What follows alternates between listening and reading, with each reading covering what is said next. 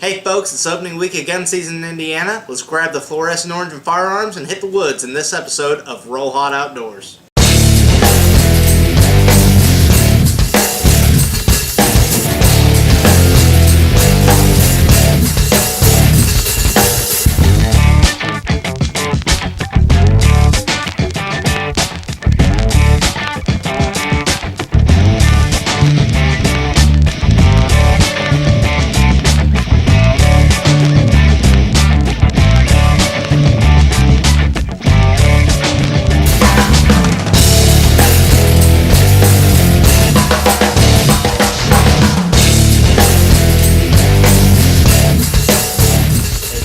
For joining us for episode 8 of Roll Hot Outdoors. Like I said before, we got a really cool episode this week because we're covering the first week of the Indiana gun season. So just to bring you up to speed on the season so far, of course we've already seen Richard earlier in the season harvest a buck of any hunter's dreams when he killed Hightower. We saw in the last episode that I harvested my buck to fill my state buck tag. And Rich, he's still been hard at it, been trying to get in as much seat time as possible. He's a working man, just like everyone who watches that show, so of course some things kind of keep us away from the deer woods when we would rather be there. But he's still waiting for that right buck to walk underneath him. And my Aunt Cindy and my cousin Carrie, they've been spending some time in the tree, so they're hard after it now that the gun season is open as well. But this week I really want to bring to you a hunt that I had with my father on the opening day of Indiana's gun season. And it was a really special hunt to me, not just because he was my dad, but because it was the first time actually in all the years that we've hunted together, I've got to sit in the same tree with him and see him harvest a deer. It was a pretty neat experience. I want to share that with you. Well, folks, this particular piece of property that we're hunting here is really near and dear to my heart. This particular piece of property is a piece of private land that adjoins Yellowwood National Forest in Brown County, Indiana. And actually, my family has been hunting this spot for more than 40 years. So we've harvested a lot of great deer off this piece of land and had a lot of great memories here. So this is actually the first time I've ever got to spend time in the tree with my father, and for it to be on this particular piece of property that we've had so much history with was just a lot of fun. Let's see what happens. Folks, let me tell you what's happening here. We've just heard a gunshot on this little knob that's kind of across this little valley from us. And I look up and I see this deer slinging through the woods about 5 minutes after we heard that shot. So the deer was a little bit pressured, and I was trying to get my father on the deer, and I'm trying to video it, and it stopped behind a tree here. And I know that once this deer comes out from behind the tree that my father is going to have to make a shot here pretty quick, and let's just see how this unfolds.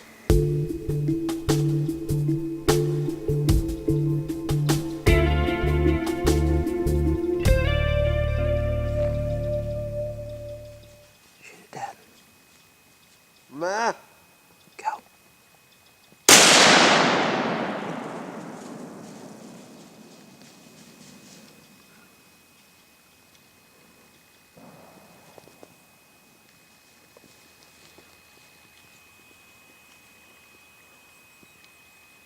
Well, that's obviously not what we wanted, but if you actually go back and you look at the footage really closely, you'll see that when my father shoots, he actually hits a limb between him and the deer, and that was a big contributor to what caused the shot to be missed. But after the shot, the deer actually ran towards us and got quite close and hung around for a little bit while my father was reloading his muzzleloader.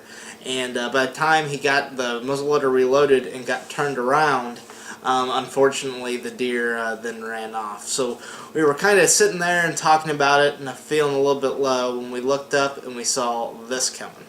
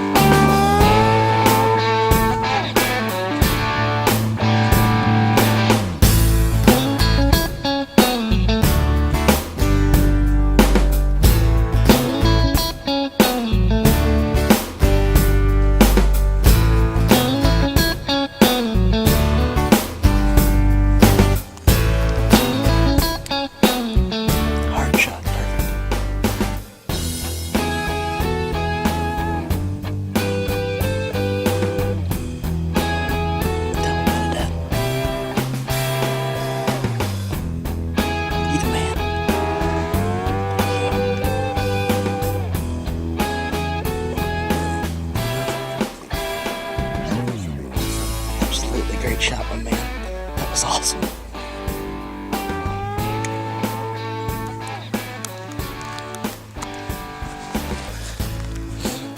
You know, not too many sons are lucky enough to get to have the relationship that me and my old man have. We've really built a lot of that over hunting, and no place we've had more history than this spot we're hunting right now. And this is the first time we've ever been in a tree together and killed a deer, so that was awesome. That'd be my season right there. All shades checked. All right, so we're down out of the stand, and we're gonna recover my old man's deer. What say you? It's been a long time since I've taken a doe, but I gotta tell you, it's one of the more satisfying hunts I've been on for a while. You know, this is a really special spot for me and my son and my dad when he was living. I've been hunting here over 40 years.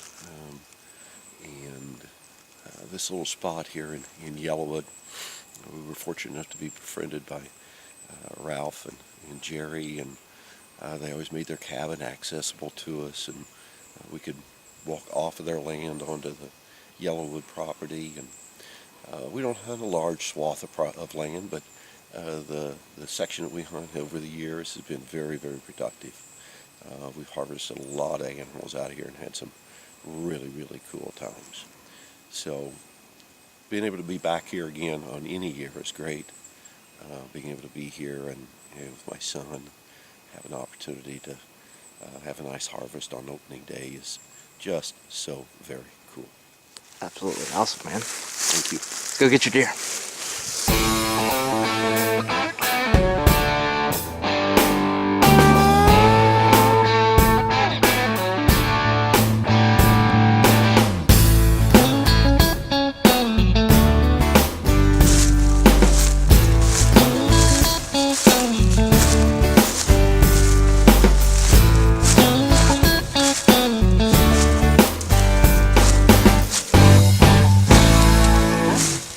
Perfect. Nice deer, Dad. Thank you, son. Awesome. One more time. Thank you, son. That's fun. That's fantastic. How much fun. That's fantastic. Pick her head up.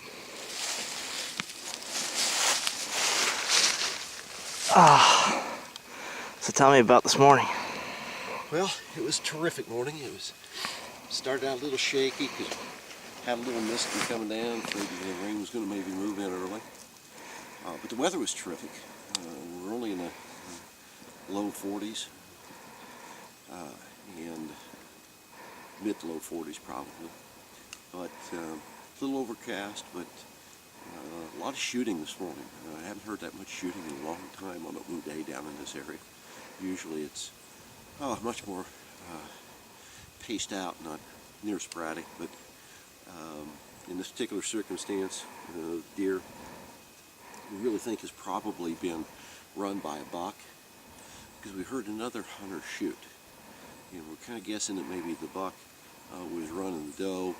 Other hunter took the buck that was running her, because when she came into us, she was panting hard, and she's not that far away from the other hunter to have been scared to that extent and or worn out to that extent. So we have her, and now all we got to do is get her field dressed and celebrate with the rest of the day. Absolutely. Congrats again. Thank you.